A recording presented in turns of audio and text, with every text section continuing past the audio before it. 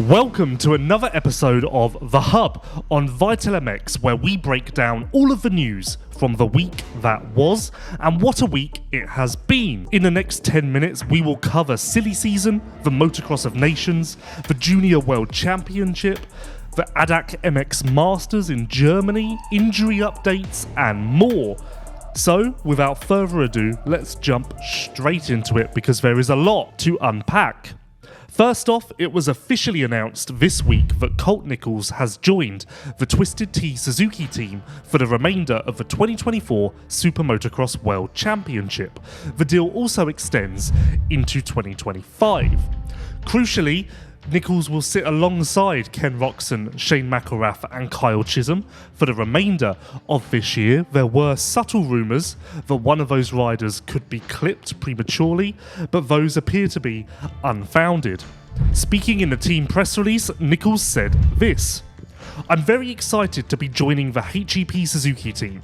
It's pretty cool to get to sign in 2024, get some races under our belt, iron out a few things, and then hopefully come into 2025 swinging.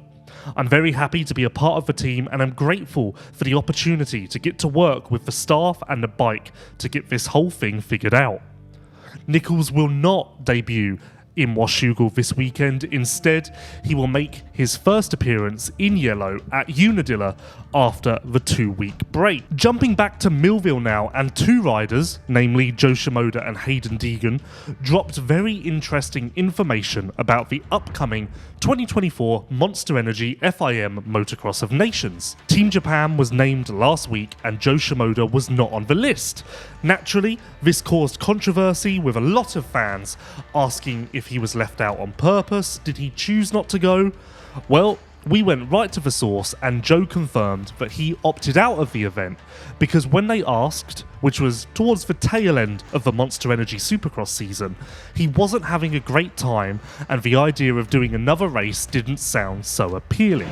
Yeah, now that I'm like riding a little bit better, I mean, I would kind of want to go race MXoN Nations, but at the time when they asked me if I wanted to race, I wasn't really like happy with how everything was going, so I didn't really, think about going this Nations. But yeah, like I guess they announced it maybe yesterday. Yeah. So it's too late now.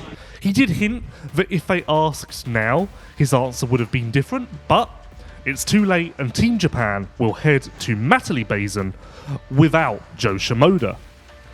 Then Hayden Dean, in our post-race interview on Vital MX, kind of alluded to the fact that potentially he may skip the Motocross of Nations. Yeah, it just depends. I mean, there's some more stuff behind the scenes of my injury and stuff that we have to figure out. I mean, not something that hinders me, but something that you may have to do after the season so that it's just better. It's a smarter idea. But I don't know. We'll see. It would be sick because obviously USA, I'm proud to represent them and I always pull the flag up there. So it'd be a dream come true to ride for them. That is, of course, hinting at the fact that he will have to have hardware removed from the wrist that he injured pre-season. Will he do that after the Motocross of Nations or before?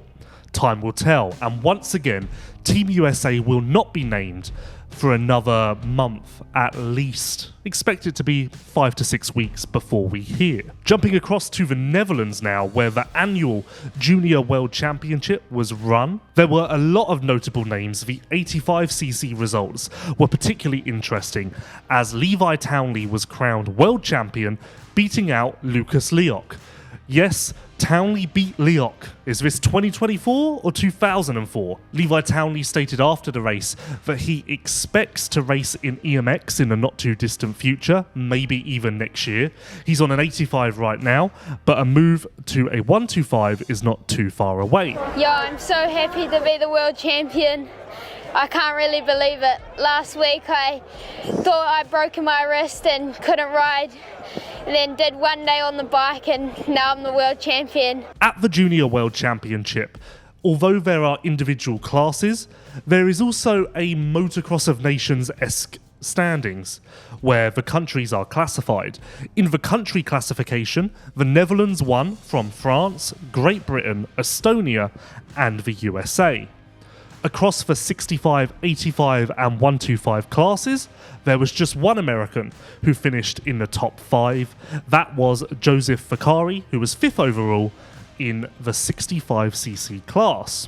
Not too far away in Germany, Jeffrey Herlings was making a wildcard appearance in their national championship. Herlings was actually pegged to race in the ACU British Championship, but that event was cancelled due to a lack of entries. So he quickly changed his plans, went to Germany and went 1-1-1 across the free moto format. Herlings certainly has momentum, and MXGP resumes this weekend at Loket in the Czech Republic.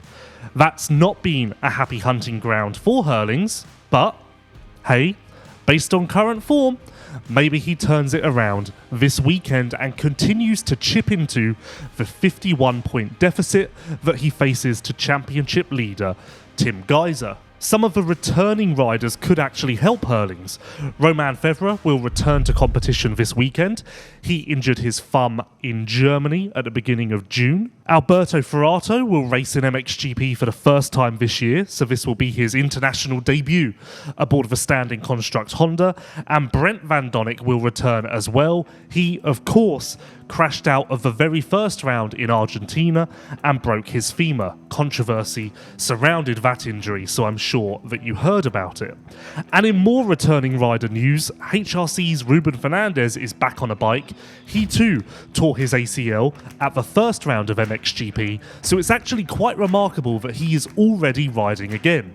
And with that, you would expect him to be back before the end of the season. And now, he looks likely to be added to the Spanish Motocross of Nations team. In the United States, of course, Washougal will be ran round 8 of 2024 Pro Motocross, and it's all coming up Chase Sexton and Hayden Dean at the moment. Will anyone be able to stop their respective charges towards number 1 plates? It seems unlikely, but time will tell, and Washougal is a unique beast. So stay tuned to Vital MX in the coming days for information from that event, and return to this channel on Thursday next week for another episode of The Hub, where we will recap all that has happened. Thank you for watching and listening, and we will see you next week.